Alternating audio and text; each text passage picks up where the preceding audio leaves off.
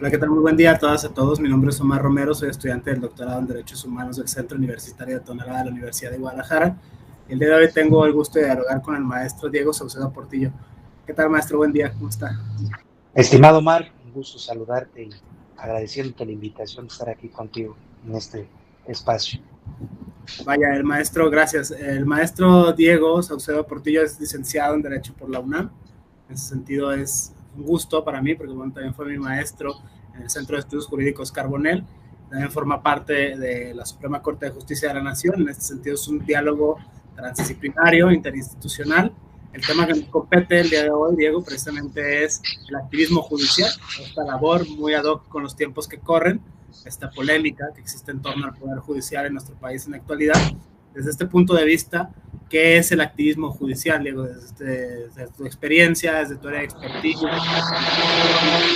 formación, desde tu participación como investigador, como docente, ¿qué nos puedes compartir de este tópico, insisto, muy por los tiempos que corren en nuestro país? Gracias, Omar, con gusto.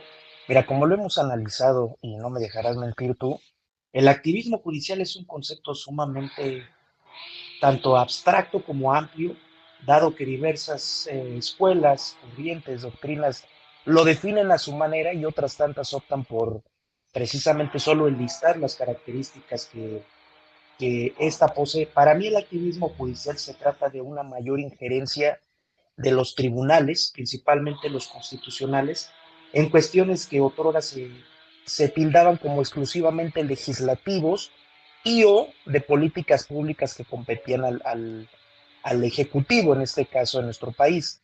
Asimismo, se trata de una mayor participación y el dejo de una actividad pasiva jurisdiccional para incidir en el cómo se desarrollan diversas actividades, áreas de la economía, sectores prioritarios y también atención a problemáticas reales y actuales desde la presentación de, podría ser iniciativas, dictados de sentencias que ordenen a diversos órganos el realizar o inclusive modificar la legislación o el marco constitucional que hoy en día tenemos. Desde este punto de vista es muy interesante la premisa porque precisamente salió a relucir en una clase que llevamos justo en el Centro de Estudios Jurídicos Carbonell en Derechos Humanos, esta materia que es bastante amplia, bastante abigarrada, ¿no? Bien se puede hablar de grupos prioritarios o grupos vulnerables, depende ahí el enfoque, el ritmo, el gusto, o el tema del lenguaje, ¿no? Es este tema del lenguaje incluyente, un lenguaje no discriminatorio, precisamente que emana de la Suprema Corte de Justicia de la Nación. En los tiempos que corren, lo pongo muy relevante el tema, porque mucho se ha especulado, ¿no? Mucho se habla sobre todas estas dos vertientes de lo eminentemente jurídico y la relación que esto guarda con lo político. O sea, estos son dos flancos que del presente, insisto, se tocan mucho, que van muy de la mano, ¿no? Hay quien lo interpreta en clave meramente política, hay quien lo interpreta en clave meramente jurídica, hay quien hace una interpretación mixta o híbrida de estos dos predicados.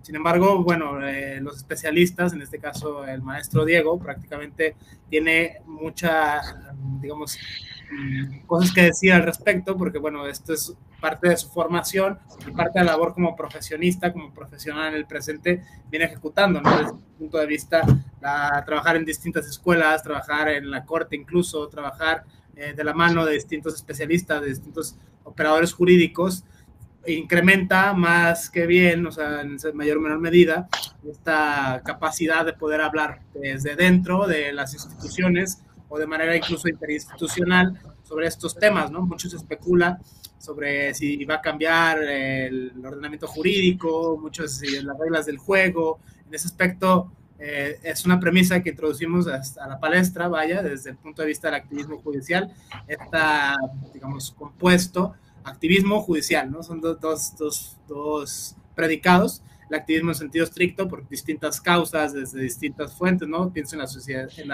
sociedad civil en general, ciertos grupos desde dentro, incluso formar parte de empresas, de colectivos, de instituciones. Ahora el predicado judicial, ¿no? O sea, mucho la división de los poderes. En nuestro país, esta herencia que tenemos, vaya, de la Revolución Francesa en los estados modernos, el ejecutivo, el legislativo y el judicial. En México, ¿cómo es que se está leyendo desde tu punto de vista, Diego?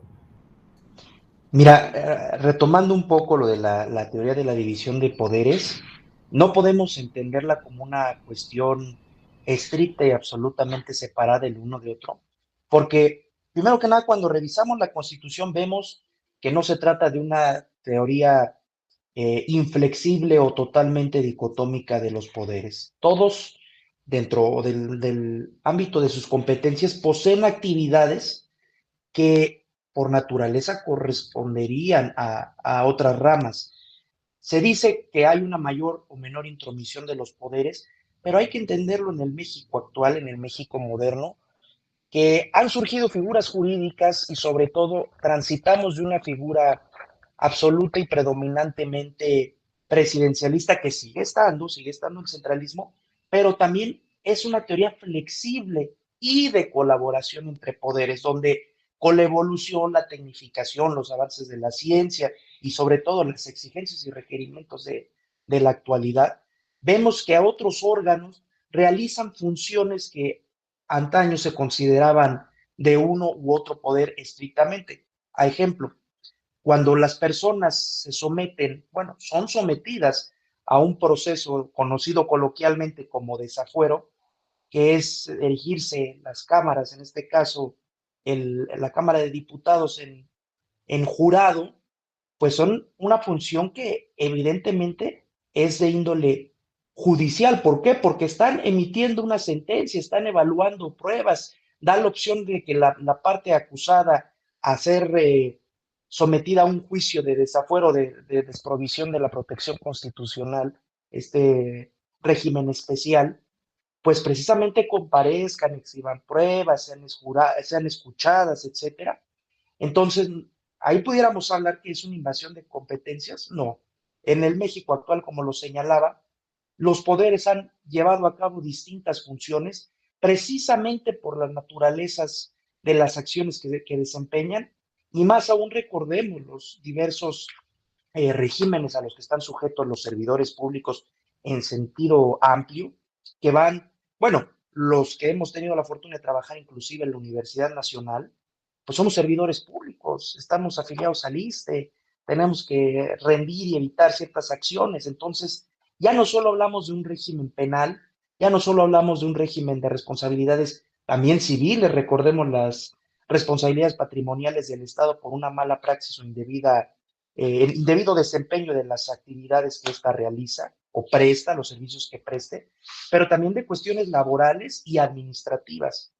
Y recordando lo que mencionabas de la intromisión en la política, en asuntos eh, que se consideran meramente legislativos, hoy en día, y debemos de verlo, pienso yo, desde una perspectiva más amplia, más diversa, como atinadamente lo señalabas, la oportunidad que he tenido de estar en diversas palestras y trincheras, me ha permitido conocer las entrañas de estas instituciones, pero también allegarme de diversas posturas, corrientes, ideologías, no solo mayoritarias del funcionamiento de la institución en cuestión, sino también de los elementos que la conforman, tanto operarios jurídicos como pues personas que ayudan y que su labor es loable en el día a día del funcionamiento, porque se piensa muchas veces que un determinado poder o institución son solo los que operan o realizan las funciones primordiales o esenciales, ¿no? Pero pues sin la gente que apoya con los suministros, con las cuestiones de la energía, el cableado del internet, el proveer de los suministros, el atender al juez, pues es parte de la misma labor. Y en este sentido, toda acción, toda manifestación y toda expresión que nosotros proferimos es política. ¿Por qué? Porque viene impregnada de una ideología, viene impregnada de una carga valorativa, viene impregnada de una agenda que bien puede ser propia en el sentido de la autonomía o puede ser compartida con diversos grupos.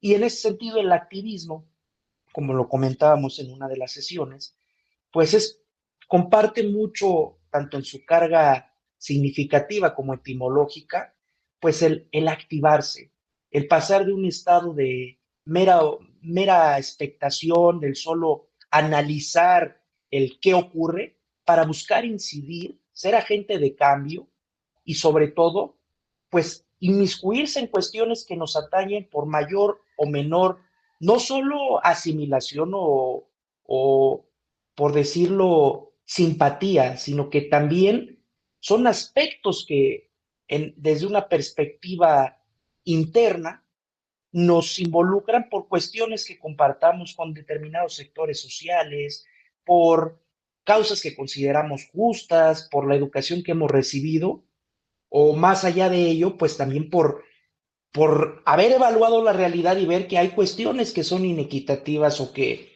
buscamos que se transformen para evitar continuar en esta inercia institucional o un determinismo justificable así ha sido y así será. Desde este conjunto de premisas, maestro, plantear esta necesidad de involucrarse en el activismo me hace pensar a las instituciones como un conglomerado de individuos, o sea, no son como ajenas o externas, no son como en el hipertopóstura, no están más allá de los seres humanos finitos y mortales, sino que prácticamente son, en última instancia, todas las instituciones, todas las formas de hacer sociedad. En este sentido, pienso en Max Weber, la burocracia es la forma más eficaz de hacer funcionar a la sociedad, ¿no? Desde este punto de vista, en última instancia, son compuestas por individuos. Es una antropología, por así decirlo, de los operadores jurídicos del presente, mejor, no estamos hablando del siglo pasado o del constituyente del 17, sino que estamos hablando en una premisa de actualidad, total y crasa actualidad. Desde este punto de vista, creo que ayuda mucho al debate pensarlo así, desde un punto de vista antropológico, humano, demasiado humano, diría Nietzsche, ¿no? En este paráfrasis, desde ese punto de vista, sería muy interesante pensarlo. Son personas las que hacen los cambios, ¿no? Son personas, si bien sí, son actores sociales, son agentes políticos, no dejan de ser en última instancia personas, ¿no? No es algo que esté más allá de nuestro alcance, no es algo que esté, digamos, inalcanzable, por así decirlo, sino que son acciones concretas de individuos específicos que tienen o no mayor relevancia en la vida política de nuestro país. En este punto de vista, estas intersecciones, estas interrelaciones que existen a través de distintas instituciones, a través de distintos nombres, a través de distintos escenarios, cómo es que nos podemos nosotros como ciudadanos, cualquiera que sea el rol que ocupemos en la sociedad, involucrar con este tipo de cuestiones, ¿no? Mucho se habla, por ejemplo, de los nuevos modelos de ciudadanía, ciudadanías activas, en las cuales los gobiernos tienen que ir de la mano con los individuos, precisamente cocinando políticas públicas, ¿no? Mucho se habla, Habermas, Taylor, una serie de autores que hablan de estas nuevas formas de crear ciudadanías para el siglo XXI, ¿no? Desde este punto de vista, me parece muy pertinente pensarlo, formando parte desde las instituciones, cómo es que se puede hacer frente a estos desafíos sin quedarse con, digamos, versiones maniqueas o dicotómicas, ¿no? O sea, desde el punto de vista de los medios o desde el punto de vista de ciertos partidos políticos o de ciertos agentes interinstitucionales, cómo es que cualquier ciudadano se puede, digamos, tomar partido frente a este tipo de posturas, ¿no? O sea, es insisto, esta nueva premisa, estos nuevos modelos de ciudadanía, cualquiera que sea el rol que se ocupe en la sociedad, sin hablar de clasismo, sin hablar de partido, sin hablar de colores, creo que es algo que nos compete a todos, ¿no? En este sentido, como agentes activos precisamente de estos nuevos modelos de crear, en este caso, la democracia representativa, ¿no? El Estado constitucional de derecho, que muchos especulan, insisto, van a cambiar las reglas del juego, ¿no? Va a desaparecer la corte, van a desaparecer muchas cosas como las conocemos. Sin embargo, desde este punto de vista, desde dentro de las instituciones, ¿qué nos puede compartir, maestro? Desde este punto de vista, atendiendo precisamente a esta premisa de los nuevos modelos de ciudadanía, cualquiera puede tomar parte, digamos, en mayor o menor medida en el activismo judicial. No es algo que esté más allá de los individuos, no es algo que esté más allá de los sujetos, porque en última instancia las instituciones son un conglomerado de individuos, ¿no? Si vemos esto desde la antropología social, o sea, tendemos a pensar que no es fuera de nuestro alcance, sino que cada uno, si tampoco condenarnos a la apatía o al nihilismo, a una participación apolítica, desde ese punto de vista, ¿qué nos puede aportar para la discusión de este tipo de fenómenos que tienen relacionados, insisto, con el tema principal, el activismo judicial en el presente? Porque mucho se habla de ello desde distintos frentes, ¿no? A veces se tienden ciertos tintes a desinformar o a informar con ciertas, digamos, cargas axiológicas o cargas valorativas que dependen mucho del cristal donde se mire, ¿no? Depende de dónde esté parada la persona que esgrima todo lo cual juicio. Sin embargo, creo que eso es muy aventurado desde un punto de vista pues más neutral, ¿no? Más ciudadano, más de la participación, incluso, insisto, con esta premisa de nuevas ciudadanías. Gracias, Omar. Mira, como lo mencionabas al inicio de esta segunda pregunta, pues el mundo del derecho en general y muchas de las disciplinas sociales se basan mucho en aquella idea de los antiguos griegos, como lo mencionaste, del topos uranos, el mundo de las ideas, de los conceptos, donde conviven números, figuras geométricas, valores, cuestiones en un lugar indeterminado, flotante, que a pocos les es permitido conocer y acceder, o cuando ya trascendieron, tocan lo que verdaderamente es la verdad y no el concepto, la representación que como humanos nos es permitido dentro de nuestro raciocinio.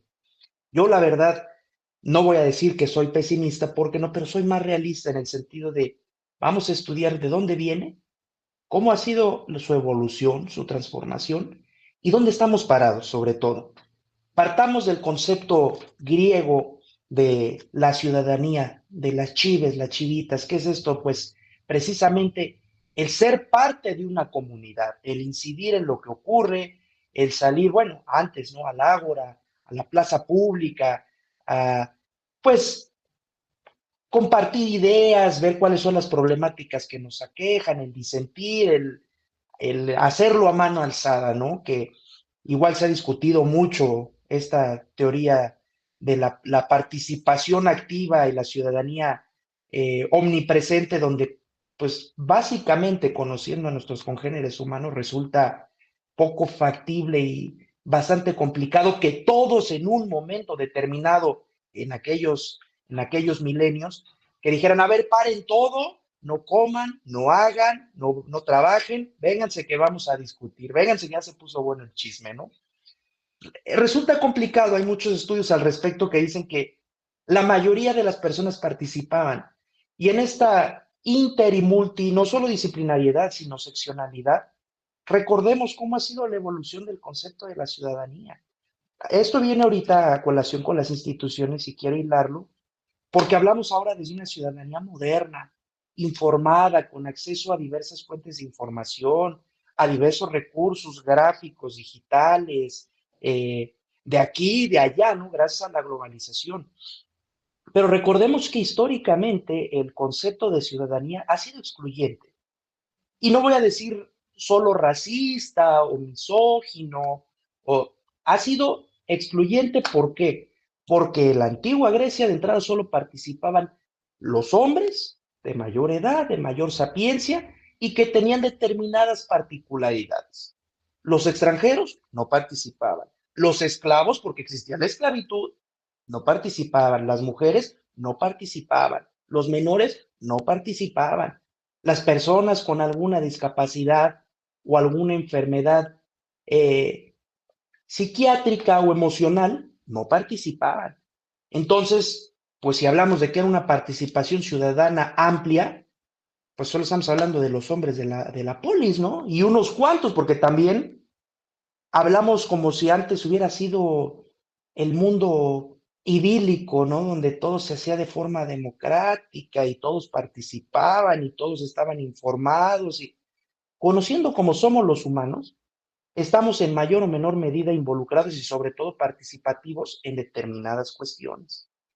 Se habla mucho de la politización y la polarización en asuntos jurídicos.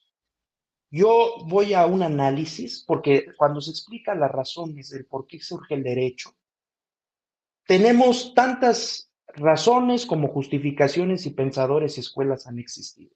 Desde una perspectiva del Estado para hacer la guerra, muy similar a lo que dicen que es la justificación actual de los Estados Unidos, un hegemón, un imperialismo, o precisamente los contractualistas, ¿no? De,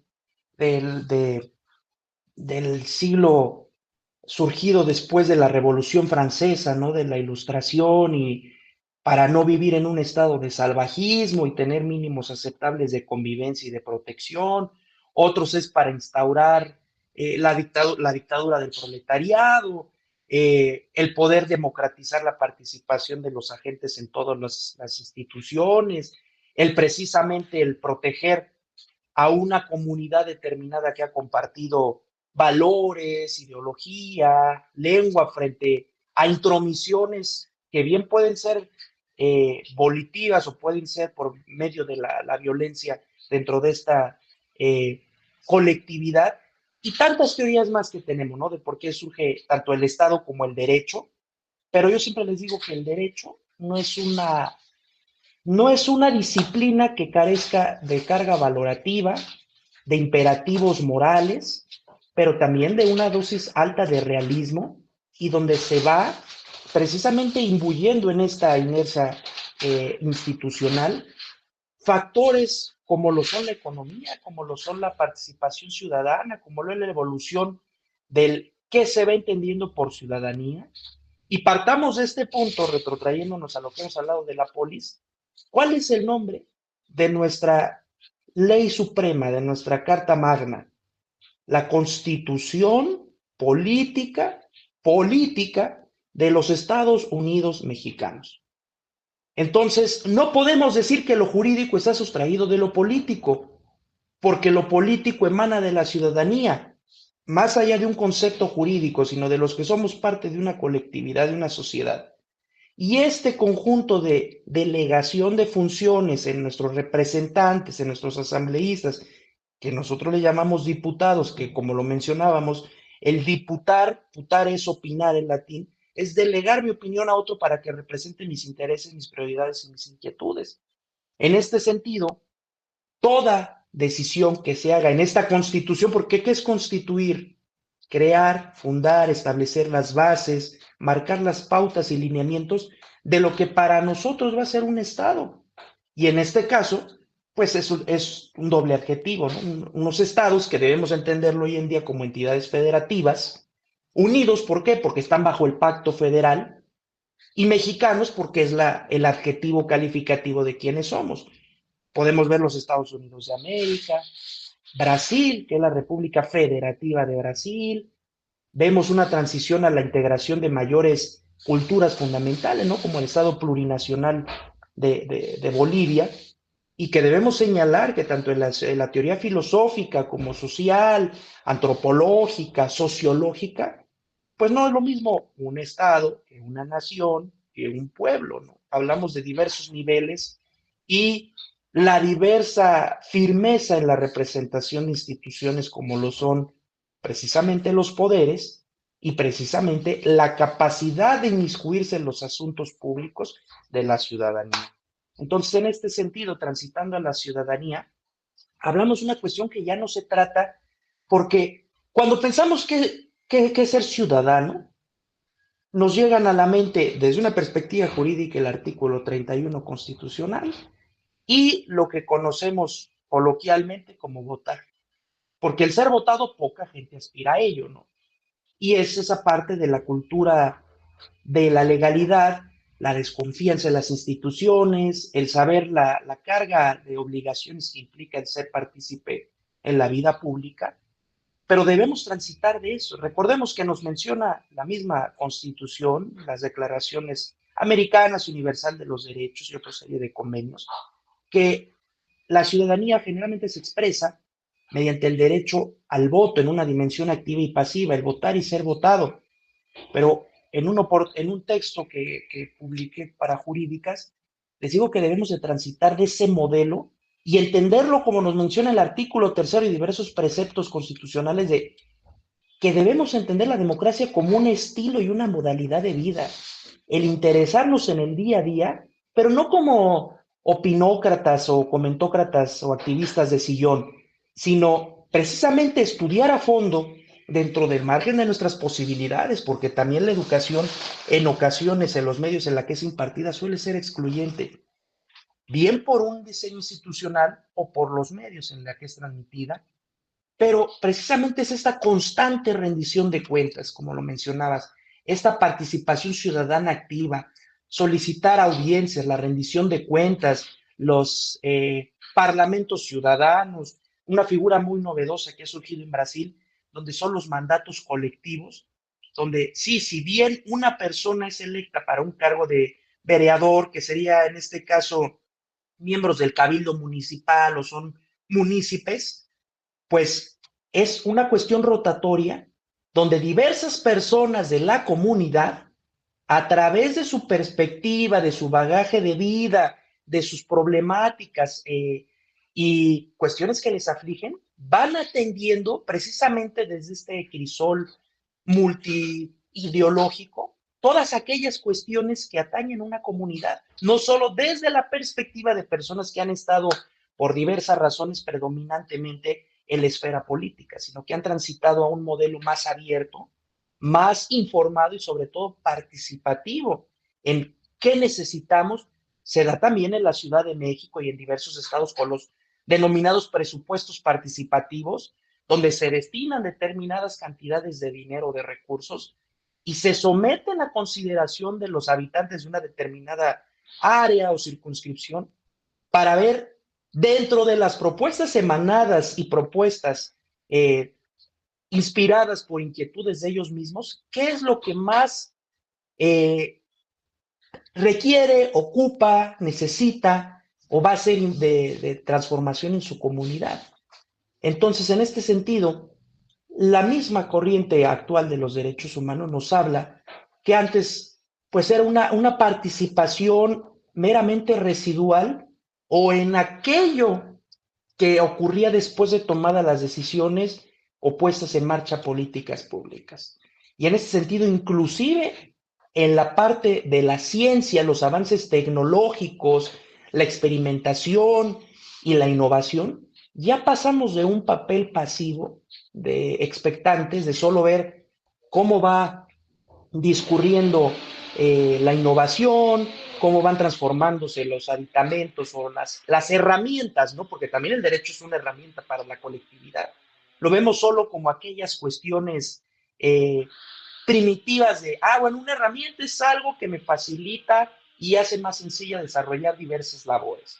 Ejemplo, unas tijeras, un encendedor, la llanta, el torno, no, pero también las instituciones y la participación política es una herramienta que tiene que tener por finalidad el perfeccionamiento y la mejora en las condiciones de vida de la población. Ya no solo somos de, bueno, pues ya inventaron esto, pues a ver cuándo lo puedo ocupar. Bueno, está pasando el otro, no, ya somos nosotros mismos parte de esa modernización.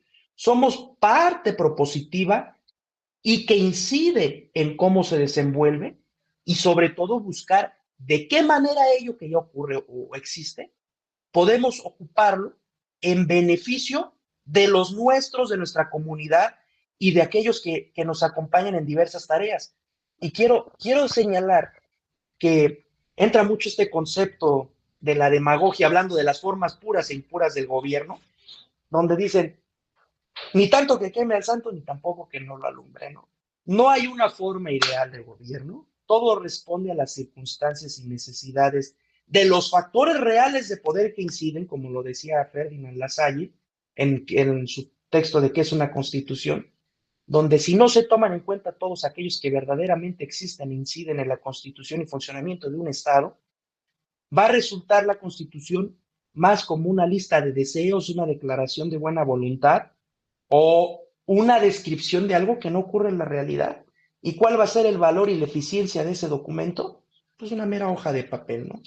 En este sentido, transitando ya una ciudadanía no solo tecnológica, sino informada, participativa, democrática, y en esta interseccionalidad podremos lograr la constitución de una comunidad más resiliente y más empática. Y regresando a lo que te dé la cuestión de la demagogia, se dice, ¿no?, de muchos políticos, independientemente de su partido e ideología, que ellos sí cumplen sus promesas. Dices, ¿cómo? Si no construyó, no hizo. A ver, vamos a analizar detenidamente el discurso.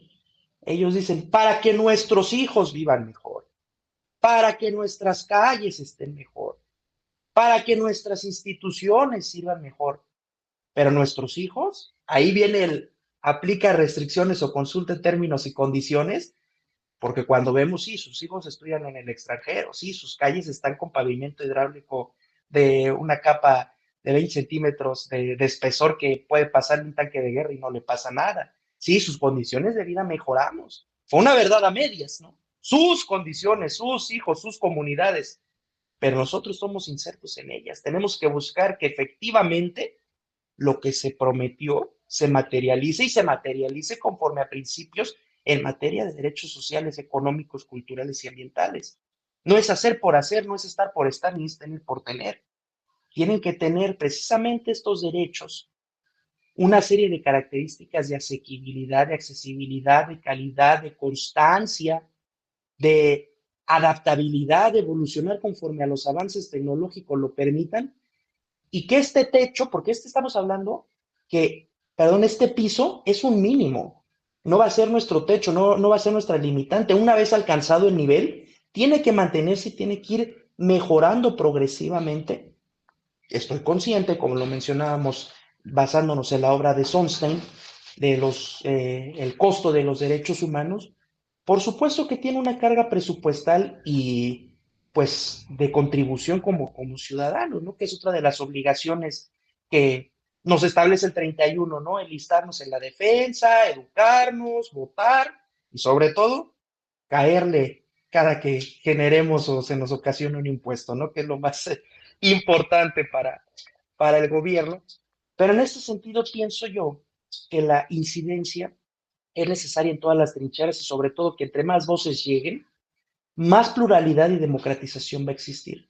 Pero no la democratización de las urnas, no la democratización de los partidos políticos, no en las instituciones creadas, sino en aquello en lo que incidimos, en aquello que aportamos para generar una inercia de cambio, donde no solo sea la postura de, aunque suene muy trillado el discurso del hombre blanco, dominante, paternalista, colonialista, que mencionan autores desde el llamado sur global, ¿no? O como en su momento lo enlistó Boaventura de Sousa Santos, sino que, a ver, esa postura de ciudadanía y de el miembro activo de la población quedó superada desde el siglo XIX, que tristemente siguen habiendo reticencias de adaptación y de cambio, y sobre todo de la integración, porque no solo es incluir, el incluir es, sí estás aquí, pero no formas parte, no es te integro y posees todos los derechos, prerrogativas y responsabilidades del grupo social. En este sentido, pensar con miras de una persona que vive con discapacidad, con miras desde la ruralidad, que pocas veces se menciona, con miras inclusive desde la extranjería. ¿Por qué? Porque permite tener análisis y enfoques más crudos, más reales, más dolorosos, pero que nos permite percibir cosas que desde nuestro imbuimiento y sobre todo pues el cómo discurrimos en estas situaciones no son tan comunes o tan ordinarias que no notamos la atrofia o la necesidad de cambio que existe.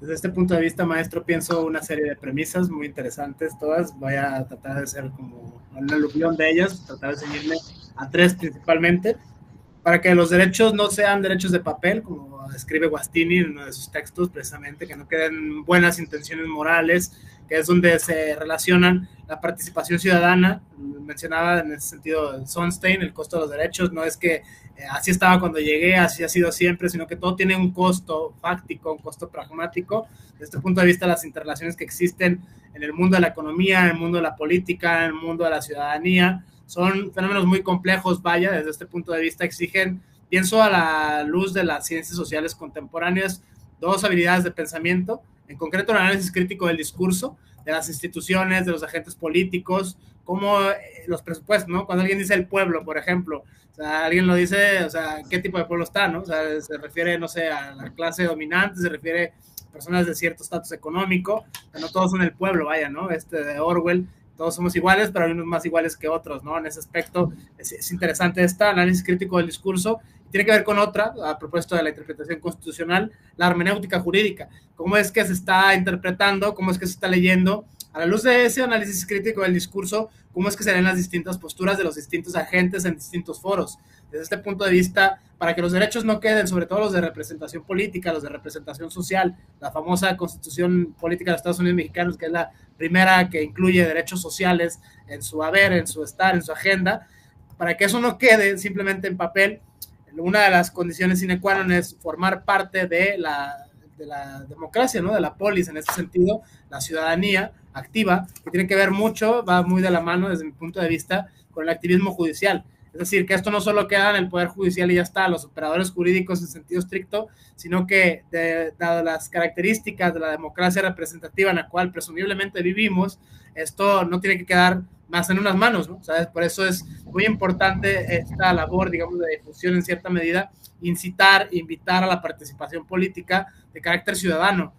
Se hablaba mucho, bueno, quedan otros mundos, otras voces quedan fuera de la representatividad, ¿no? O sea, hablar de intersecciones, interrelaciones, temas de discapacidad, temas de ruralidad, como lo mencionaba, ¿no? Características distintas de sujetos diversos por distintas cuestiones, ¿no? Económicas, de clase, de etnia, género, raza, etcétera, etcétera. Todas están contempladas en el primero constitucional. Nadie será hecho menos por cualquiera de estas anteriores, ¿no? Desde ese punto de vista, para tener una sociedad realmente democrática, para poder tener participación ciudadana realmente activa, creo que es un tema que compete a cualquier tipo de ciudadano, ¿no? Desde sus trincheras, desde sus flancos, independientemente de cuál sea el rol que éste desempeñe en la sociedad, tiene una representación, tiene una voz, vaya. O sea, exigir este tipo de derechos, sobre todo de representación social, de participación ciudadana, para que no queden estas decisiones en manos de la clase política o de los poderes fácticos, ¿no? Exclusivamente, sea el Poder Judicial, sea el Ejecutivo, sea el Legislativo, sea cual sea el caso, hay que tener, digamos, una opinión propia, si es informada mejor, ¿no? Que mejor que esta, digamos, fuente de acceso, porque eso está un derecho humano, ¿no? El acceso a la educación, el acceso a la participación ciudadana. Esto lo pienso del activismo judicial desde estas tres políticas, desde estas tres trincheras. El análisis crítico del discurso y la hermenéutica jurídica, es decir, cómo se está interpretando los fenómenos que corren, esa sería la primera, desde las ciencias sociales en sentido estricto, las ciencias jurídicas en específico, la participación ciudadana, que tiene que ver con la inclusión de otros mundos, de otras voces, de otras personas, que no solamente es la clase política o que no solamente es el Poder Judicial en sentido estricto, ¿no? A mí que me interesa si esto lo va a tomar la Corte, a mí que me interesa si esto lo va a tomar tal o cual partido, ¿no? Muchas veces se tiende el riesgo de esta apatía, de este nihilismo, de esta anarquía, ¿no? En este sentido, sería la segunda. Y finalmente, pero no menos importante, la complejidad de pensar este tipo de fenómenos a la luz de los tiempos que corren. O sea, prácticamente son cosas reales que puede que quizá cambien las reglas del juego, puede que quizá no, o sea, mucho se especula de un lado o de otro, ¿no? Si desaparece la Corte, si se toman los tres poderes, ¿no? Que muchos dicen, bueno, ya llevan dos, ¿no? El legislativo, el ejecutivo, ahora solo falta el judicial, ¿no? En cierta medida, los contrapesos que hacen falta para que la democracia tenga su razón de ser, tal cual, ¿no? Como la regulación de los poderes. Se viene pensando esto desde la Revolución Francesa, sin embargo, uno de los mayores riesgos, insisto, es prácticamente pensarlo que no quede en puro papel, o sea, que no queden meras intenciones morales, sino que vaya más allá de esto. Desde este punto de vista, estos tres flancos, las metodologías propias de las ciencias sociales, en este caso concreto, análisis crítico del discurso de diversos agentes, de diversos factores, de diversos sectores de la población, políticos, o no, o sea, en ese sentido, la primera, la hermenéutica jurídica, ¿no? Cómo es que está leyendo la Constitución, posiblemente la Carta Magna, la participación en sentido estricto de cualquier persona en cualquier estatus que se encuentre en cualquier sector de la sociedad, es muy importante, pues vaya, esto no es dejarlo solo en manos de unos pocos, y la complejidad, la interseccionalidad que existe, pensarlo, como lo mencionaba Maestre, desde el punto de vista la antropología, la sociología, la economía, la política, van de la mano de las ciencias jurídicas. No es que una sea hegemónica, ¿no? Incluso el activismo judicial, por definición, postula que estas otras ciencias sociales, estas ramas, incluso la economía, la política, vayan de la mano con el quehacer jurídico. O sea, no es estrictamente jurídico, no está, digamos, en el pináculo, la rama, ¿no? En ese sentido es prácticamente estas tres, o sea, las metodologías propias de las ciencias sociales, la complejidad de los tiempos que corren, la obligatoriedad o necesidad de pensarlo desde distintas disciplinas. Muchas gracias, Omar. Y bien tienes razón, porque nuestra Constitución es de avanzada, y siempre lo ha sido, y siempre ha estado a la vanguardia en el reconocimiento de diversos derechos y en la creación de instituciones garantistas y progresistas, entiéndase, no desde una agenda woke, como le dicen, ¿no? O liberal o muy progre. No, no, no, no, no. Me refiero de avanzada y progresismo, de cambiar la situación, el status quo en el que se encontraba para trastornar la realidad. Es cierto que nuestra Constitución contiene muchas cuestiones, muchos preceptos, muchas disposiciones que no cabe duda, no existían en otro lugar. Fuimos los primeros en reconocerlos y declararlos, sobre todo los derechos sociales, más allá que muchos referentes que en su momento se tomaron en consideración de ideología colectivista, socialista, comunista y todas sus diversas ramificaciones. Sin embargo, recordemos igualmente este ejemplo tan excelso y sumamente ilustrativo de Karl Loewenstein, este tratadista, jurista alemán, donde hablando específicamente de las constituciones señala que estas son como un traje, que bien puede ser un traje hecho a la medida, donde responde a las necesidades, a las situaciones, a las expectativas y al contexto en el que se encuentra el Estado y le sienta de la manera extraordinaria, mejor que cualquier modista italiano. Pero también puede ser un traje que le quede grande. Imaginemos al niño chiquito que quiere ser como su papá y se pone su traje y lo va arrastrando las mangas y va deambulando por la casa, y lo que es en realidad en el Estado no corresponde a las declaraciones de la Constitución. O por el contrario, aquella persona que dice toda la vida que ha sido talla chica o talla mediana y cuando se lo pone está más cerca de ser un arma de uso letal su saco o su camisa que ser una prenda porque de un botonazo puede matar a alguien. Justamente, el Estado mexicano parece de ciertas cuestiones que he criticado y soy consciente de ello, que se trata muchas veces de una declaración de principios de buena voluntad o de idealismos, que claro, lo que no se señala, no se visibiliza, no se enuncia y sobre todo no se plasma en nuestra ideología, en la idiosincrasia del mexicano, no existe. Si algo no lo evidencia, si algo no lo pones aquí, no se tiene el conocimiento de que es importante se ha desarrollado.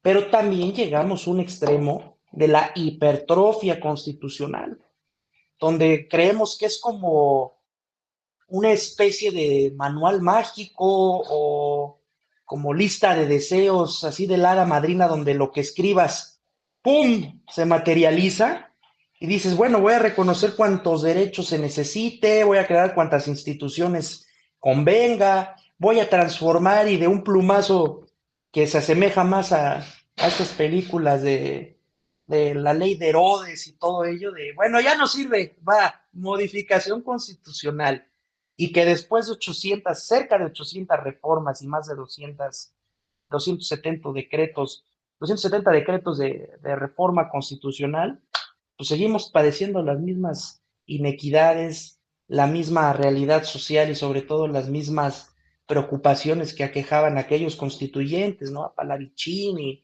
cuando se discutía qué se necesitaba, ¿no? De cómo poder hacer un México mejor.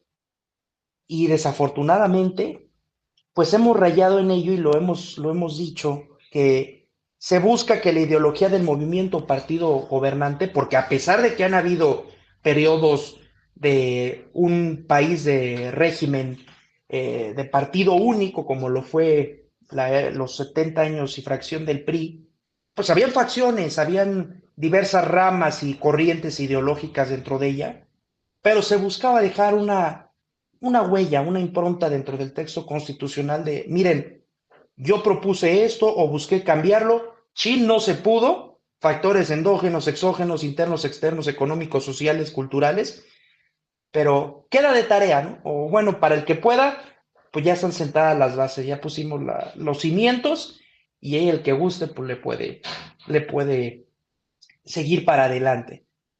Y eso nos ha llevado precisamente a que el derecho y las instituciones sean sumamente excluyentes y complejas de entender. Esta sobreregulación y exceso de reformitis constitucional, y se ha demostrado que en las épocas de la democracia o de pluralismo de partidos políticos, entiéndase 99-2000 a la fecha, la Constitución ha sufrido más reformas que en todo el periodo del priismo. No vamos a evaluar la calidad de la reforma, sino estamos hablando de números puros y duros. Y en ese sentido, con esta modificación en el texto constitucional, pues sí, han creado instituciones de suma relevancia, se han modificado y dotado de mayores certezas a los gobernados, pero ha llegado a un nivel de intricación y complejidad que, como lo recordamos en alguna sesión, pues inclusive los más aventurados y doctos operadores del derecho, porque yo soy de la idea que el derecho es público y no lo voy a decir con las categorías de clasificación, sino es de todos, porque a todos nos atañe y a todos nos beneficia, nos puede fregar. Y todos podemos ser tan operadores y tan intérpretes como tengamos la capacidad del raciocinio, del habla y de expresarnos. Y hay tantas interpretaciones válidas y posturas que a lo mejor no teníamos en mente, que precisamente desde las diversas realidades del país, desde los diversos sistemas jurídicos, porque hablamos de uno hegemónico nacional y principal, pero cada entidad federativa, cada municipio, y hablando de entornos reconocidos por la Constitución, pero también las asociaciones civiles, las sociedades civiles, los grupos educativos, los grupos religiosos, que seamos un Estado laico, pero siguen teniendo mucha incidencia no solo en el cómo piensan, sino también en el sector económico. Y en todo este sentido, caben esas interpretaciones y esas realidades que hay que tomarse en cuenta y no pensar en este modelo nacionalista único, unilingüe, unirreligioso, donde somos un producto de exportación y que cumplimos esos cánones de la idealización del mexicano, que todos son playas, o todo es mariachi, o todo es tequila, o todos hablamos español, muy ad hoc con el nacionalismo de los 70s, 80s, y entender un México plurinacional, plurilingüe, pluriétnico, plurirreligioso. De entrada, no hay una lengua oficial en México. 68 lenguas indígenas y el español son tan oficiales como cualquier otra. En ese sentido, es un working language, es un idioma de trabajo el español, que es el que se ha imbuido en la dinámica institucional. Inclusive los Estados Unidos no tienen lengua oficial. Así como se lee, y con las 20 pico enmiendas, 27 si no mal recuerdo, que ha sufrido la Constitución americana, no existe una lengua oficial. Es más un movimiento dinámico inercial que ha ocurrido más allá de lo que existe. Ser críticos desde adentro y desde fuera de las instituciones sirve, porque muchas veces se solapan deficiencias y transmutaciones del orden legal y también lógico de las cosas, justificándose en este endogenismo de, pues es que así es, así funciona, o así lo instituyeron, o ¿por qué voy a cambiar algo que funciona? No, no funciona. Así se desenvuelve. No se realizan las funciones para las que fueron creadas. Y eso se habla desde las teorías del acto administrativo, de las instituciones, de la norma, de, sí, hay instituciones que fueron creadas para X, pero realizan Y, o algunas otras que son sociedades en lo mercantil, por ejemplo, las durmientes nacieron para tal finalidad y nunca funcionaron.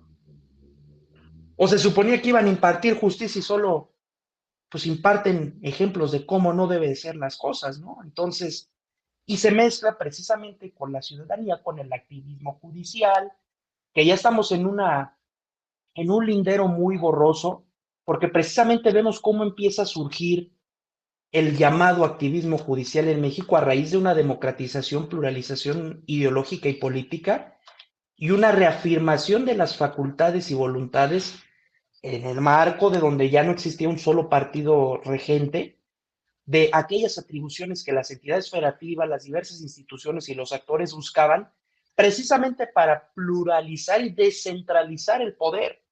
No obstante, eso era imbuido en la inercia y la dinámica con la que vino funcionando el sistema político mexicano durante 80 años. Hoy en día estamos en apariencia transitando, no voy a decir regresar al pasado, volver al futuro, no tenemos el condensador de flujo para hacerlo, ni se trata de sí porque la realidad ya es otra.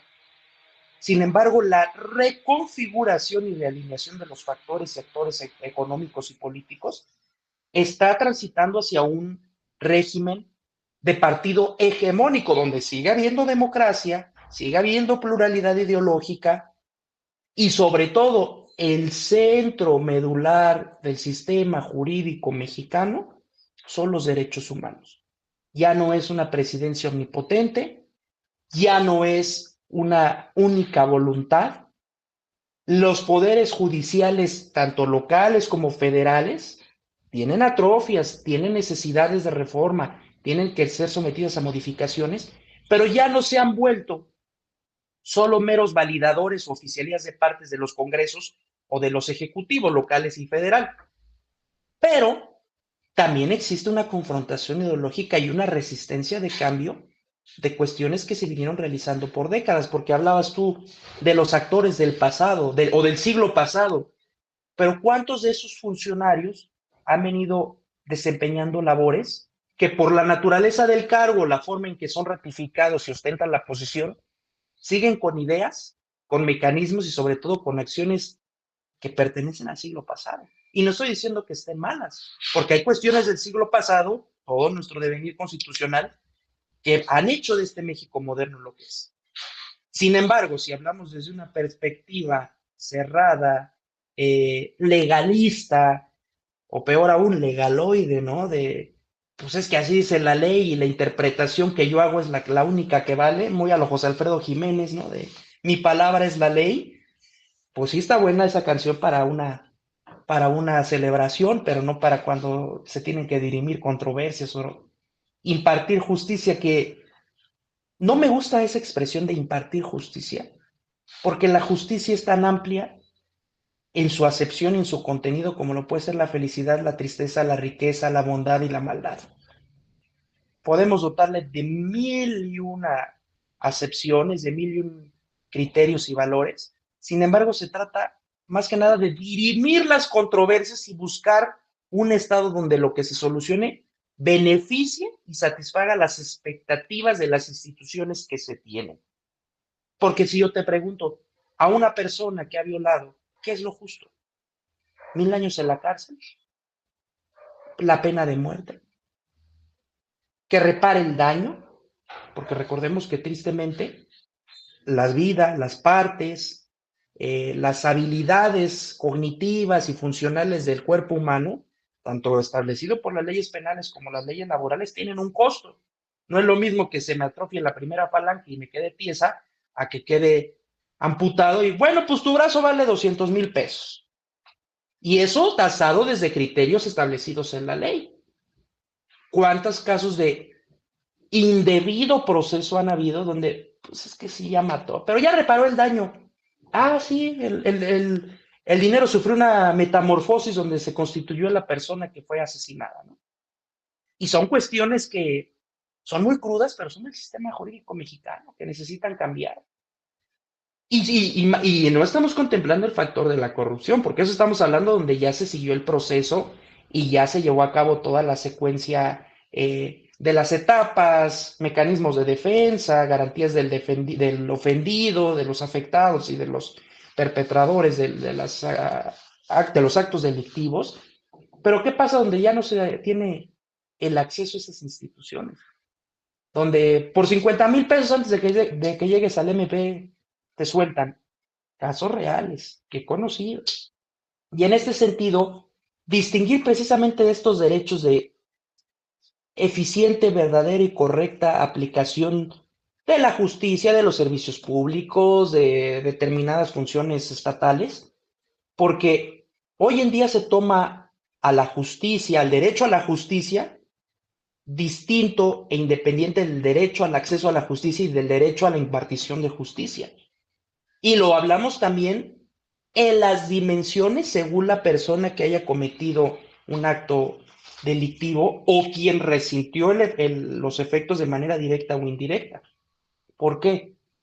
Lo pongo con un derecho que en un trabajo de investigación propuse, el derecho al acceso a los servicios financieros, donde hablamos que el acceso es una puerta. Pero ¿qué pasa si por condiciones de desigualdad, marginación, desconocimiento o simple desinterés no sabes que existe esa puerta? precisamente mediante una campaña de concientización, de educación y de democratización de estos servicios, que puede ser análogo a otros más, sepas que existe esa puerta y que se te permita agarrar la perilla, abrirla y acceder a lo que hay detrás de ella. Así debe entenderse el derecho al acceso a la justicia. Oye, sí, yo sé que existe un tribunal para controversias agrarias, para controversias mercantiles, para controversias penales. ¿Y de qué me sirve si yo no sé interpretar la ley, si yo no tengo quien me asista, o si no puedo ventilar ante estos mis inquietudes y necesidades? Porque ya están constituidos, existen, funcionan, imparten justicia en el entendido de la función que están constitucionalmente obligados, que en sí es dirimir las controversias entre privados, entre particulares y el Estado, dependiendo de la naturaleza. Pero ¿qué me asegura que mi camino para llegar a donde está el juzgado, y lo digo tanto metafórica como realmente, que se me permita acceder, que yo pueda recurrir a la institución, que sepa que existe y que ella va a velar por mis derechos y mis garantías, derechos humanos y garantías procesales? A eso se refiere más que nada el acceso. Pues sí, no es lo mismo tener una clínica, y eso va muy a mano de los DESC, la accesibilidad y la asequibilidad. ¿De qué me sirve que me pongas una cancha de fútbol si lo que aquí necesito es energía eléctrica para realizar mis funciones elementales? Si no tengo alumbrado, si no tengo alcantarillado, si no tengo servicio de agua potable. ¿De qué me sirve que me construyas una clínica de alta especialidad en el medio de la nada donde ni siquiera hay servicios? A eso se refiere el acceso, el poder no solo ir físicamente, el trasladarte al lugar, sino que estando ya ahí, se te trate con la misma dignidad y la misma importancia que cualquier otra persona, de un entorno de mayores beneficios económicos, de un entorno urbanizado, de un entorno donde existió la educación profesional o media superior, de un entorno donde el potentado, el que más tiene, el que puede pagar una defensa privada, la calidad de los servicios del defensor público esté a la misma de los otros. A eso se refieren, ¿no? Las dinámicas institucionales y de acceso. Las instituciones son socioconstructos humanos. Y las instituciones son algo que está, que se instituye, que se crea. Pero así como se crea, como la materia, se modifica, se transforma. No voy a decir que se destruye, porque la destrucción es un proceso transgeneracional y sumamente distinto a lo que tenemos de la destrucción material, ¿no? Puedes destruir un edificio, pero el sistema donde está imbuido las funciones que se pueden desempeñar en ella pueden ocurrir igualmente en un albergue o en una cancha. Ahora gozamos de los beneficios de tener infraestructura física, infraestructura asequible. Sin embargo, los servicios pueden ser prestados inclusive a la antigua. Ahorita estamos conectados por medios digitales. Pero ¿qué pasa en un amparo donde se invoca el artículo 15 o haya peligro de desaparición, de expulsión, de enlistamiento forzoso al ejército? Hasta en una servilleta te agarras y a pluma o en papel de baño y tiene el mismo valor.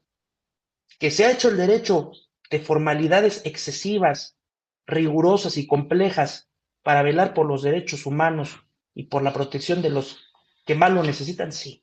Porque inclusive para los que hemos estado en la dinámica de las instituciones de impartición de justicia, resulta tan intrincado el entendimiento y el acceso al mismo, que dices, si uno que está en una condición de mejor entendimiento y de mejor acceso a diversos medios es complejo, ahora imagínate a alguien que ni siquiera domine el español, donde los intérpretes son una obligación del Estado para proveerlos a quien lo necesite.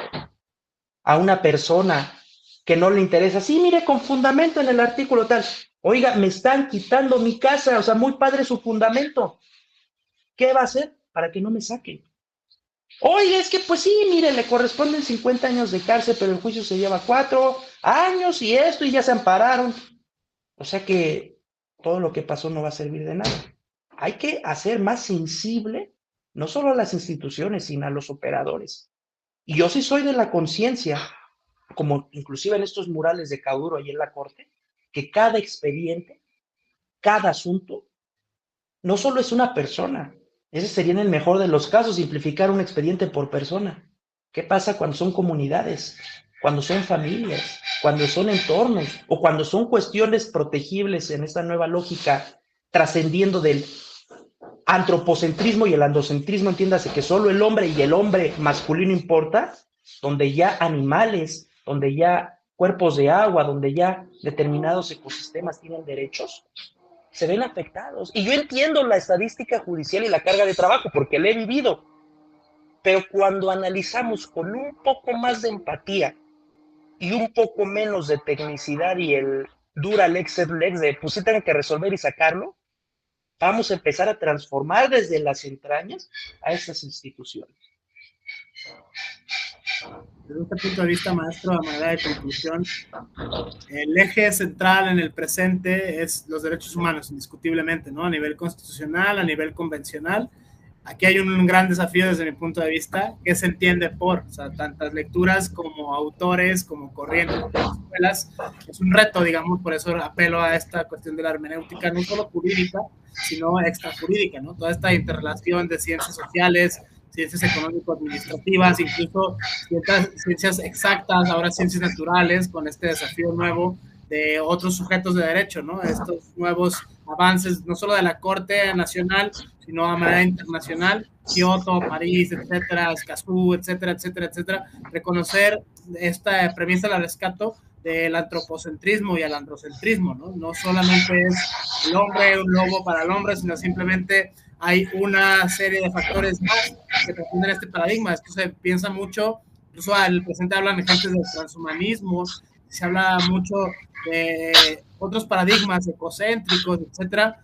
¿Cuál sería, si bien es lo uno y lo múltiple, es complejo, no solo es un México, ¿no? No solo tiene que ver con cuestiones geográficas, no solo tiene que ver con cuestiones de etnia, de lengua, de raza, de religión, todos los que están, digamos, protegidos por el primero constitucional, precisamente apelando a la presumible otra crítica de esto, universalidad de los derechos humanos, ¿no? Universal para quién, universal desde dónde.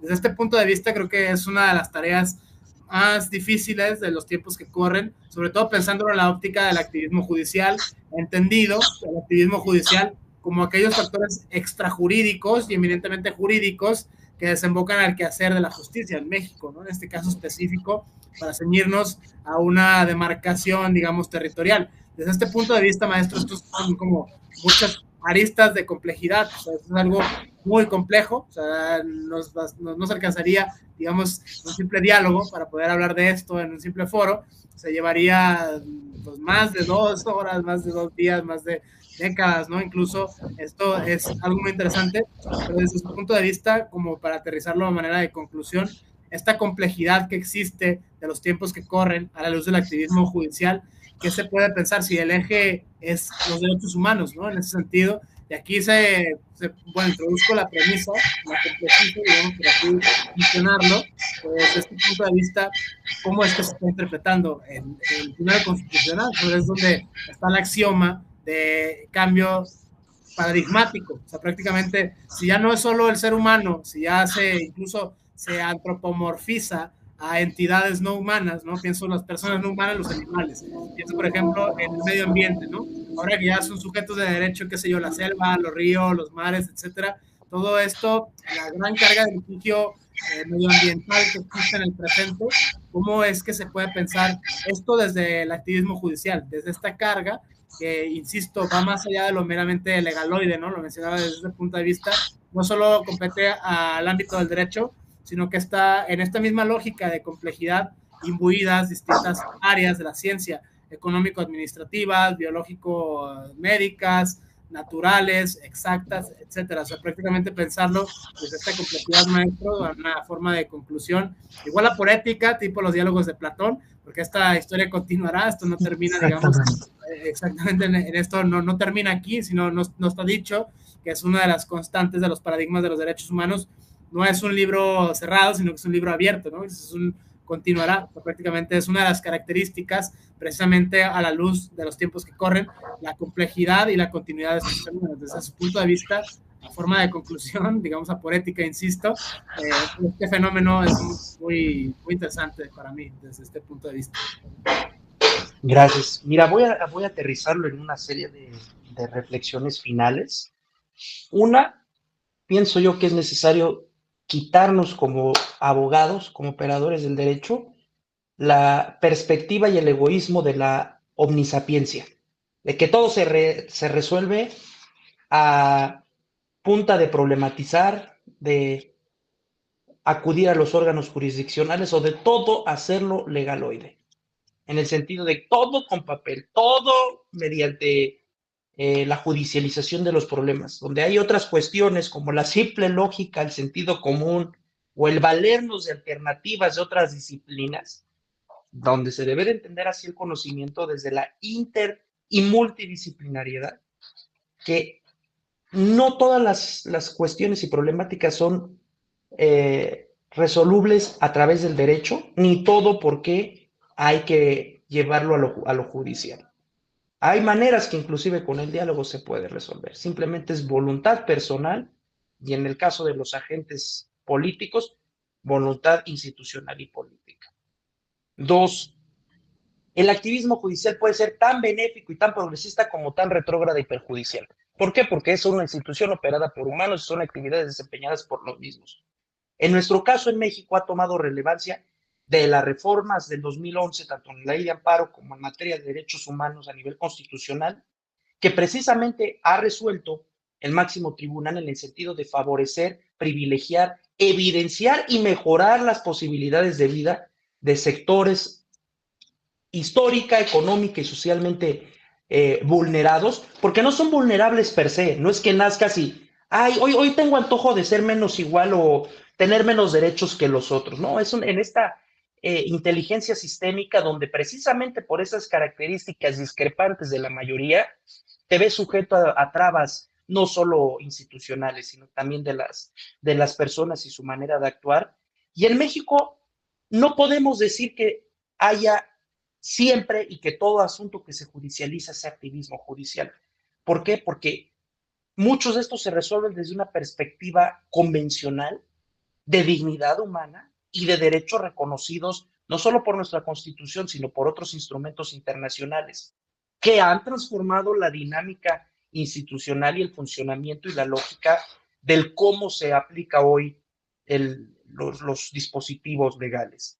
Sin embargo, bueno, esto también se ha traducido en la lógica y el funcionamiento de la justicia americana con el retroceso y el cambio de paradigmas en materia de derechos humanos. ¿Qué ha pasado? El caso más reciente y más controversial, la reversa, el paro de la aplicación del Roe v. Wade, del precedente donde permitía a las mujeres, a través de una interpretación extensiva de la Civil Rights Act, de la ley de los derechos civiles, precisamente lo que nosotros tenemos expresamente consagrado en el artículo cuarto, ¿no? El libre desarrollo de la sexualidad, el espaciamiento, número o no de la procreación y los hijos. Sin embargo, se considera activismo porque incidió en cuestiones que malamente no se legislaron y no se delegaron a los poderes de deliberación y decisión pública. ¿Por qué? Codificaron, por ejemplo, después de ocurrido la cuestión del retroceso en materia de derechos reproductivos, el matrimonio igualitario y dieron la deferencia reconocida en nuestra Constitución de los actos de otras entidades federativas, una calidad similar en Estados Unidos, donde previendo que esta corte de mayoría conservadora, pero entiéndase conservadora no solo en lo religioso o en lo ideológico, sino los originalistas con los que están, se les considera progresistas o interpretativistas, en el sentido de que hay que ceñirnos al espíritu de las leyes, diría Montesquieu, o a lo que originalmente los padres fundadores y los redactores de la Constitución quisieron decir.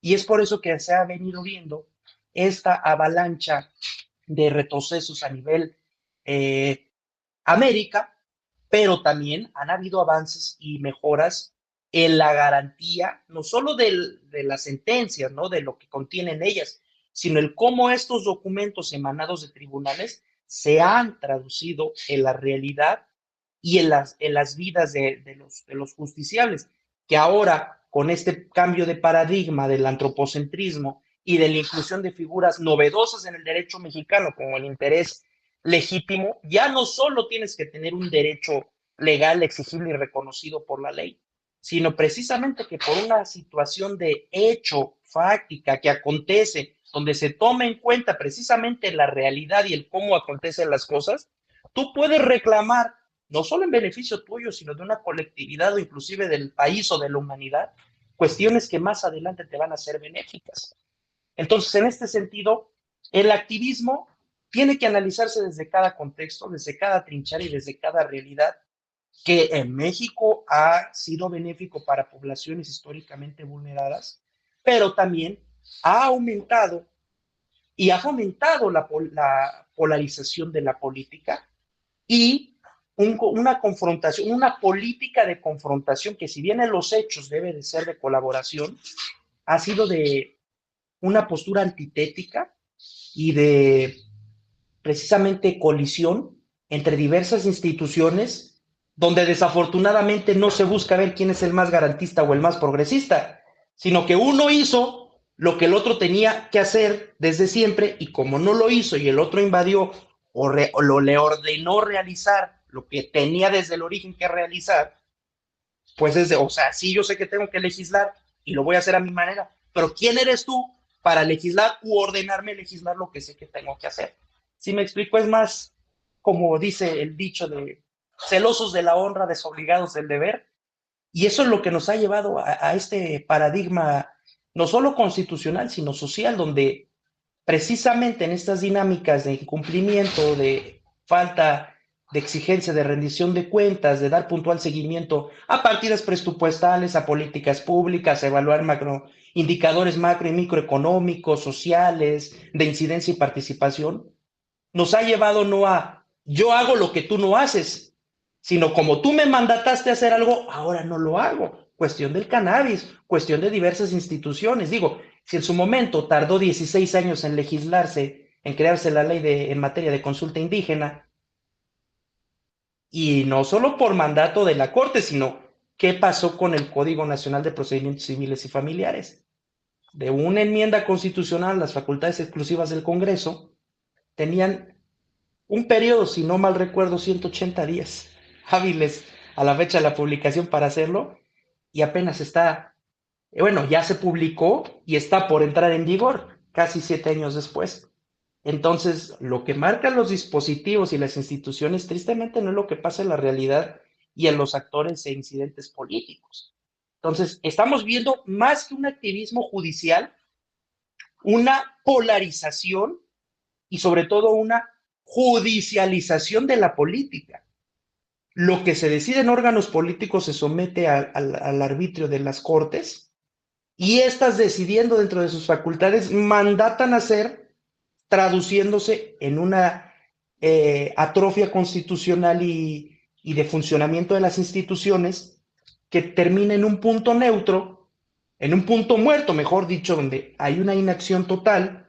¿Por qué? Porque ¿quién eres tú para mandarme y quién eres tú para no hacer?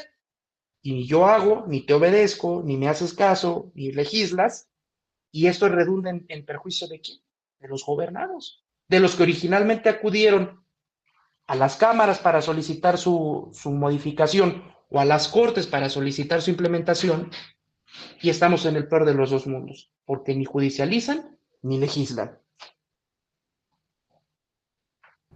Muy interesante esta premisa. Otra sería interesante pensarlo desde los populismos y la división de la polarización de la sociedad. Pues yo creo que ya sería otro tema más extenso, más complejo, desde ciertos analistas políticos, desde ciertos fenómenos contemporáneos, los vértigos y los riesgos del populismo en América en general, en el mundo también en su más amplia generalidad, en México en específico. Mucho se habla de este punto de vista. Sin embargo, aquí y ahora, a manera de conclusión, me gustaría cerrar con esto. O sea, prácticamente gracias por la disertación, por las premisas que vienen desde una óptica interinstitucional, que vienen desde una óptica transdisciplinaria y que vienen naturalmente desde un análisis de los fenómenos del presente a la luz de los derechos humanos en nuestro país. Desde este punto de vista, no me queda más que agradecerle, maestro, el apoyo, la apertura a este tipo de diálogos. Y no sé si desea añadir algo más, porque de mi parte sería todo en este tópico. Igual podemos hacer el volumen 2, ¿no? El volumen 3, hacer una serie de temporadas, porque es muy intrigante, es muy apasionante este tipo de análisis, sobre todo con operadores jurídicos vivos, ¿no? Desde este punto de vista no estamos peleando con el constituyente, con Carranza, etcétera, sino con operadores del presente, gente que está de una manera u otra metida en las instituciones, de manera interinstitucional, incluso de manera transdisciplinaria, insisto. Pero bueno, sería de mi parte todo, maestro. Muchísimas gracias por compartirnos este vértigo, estos análisis que va desde lo eminentemente jurídico y que trascienden lo eminentemente jurídico, que creo que es lo más apasionante de este tipo de diálogos, que no solo es la cuestión, insisto, jurídica, sino que va más allá de lo jurídico, porque dada la complejidad de los tiempos que corren, de mi parte no me queda más que agradecer la apertura, el espacio, nos haya compartido estos conocimientos que, bueno, emanan desde la praxis como operador jurídico, desde las axiomas que parte como investigador, como escritor, como docente. Desde ese punto de vista, gracias, maestro, porque, bueno, en sentido estricto fue el maestro, el Centro de Estudios Jurídicos Carbonell, así que, bueno, gracias. Muchísimas gracias a ti, Omar, al espacio que me estás brindando, al poder expresarnos con toda libertad y sobre todo en un entorno de confianza, de amistad, de un alto nivel académico, y lo digo por ti, reconozco tu trayectoria, celebro que contribuyas a la investigación, a continuar perfeccionando y dotando de nuevas herramientas y posturas a diversas disciplinas, y más aún, pues también retribuirle un poco, yo sí lo voy a decir, al pueblo mexicano, a los contribuyentes y a todas las personas que han apoyado nuestra formación y que precisamente permite que estemos en un entorno plural y de diversas perspectivas. Les agradezco mucho, sigo a sus órdenes, será un placer encontrarnos en una nueva ocasión. Muchas gracias, Omar. Muchísimas gracias. Diálogo con el maestro Diego Saucedo Portillo. Bueno, de mi parte sería todo. Estamos en contacto. Bonito día.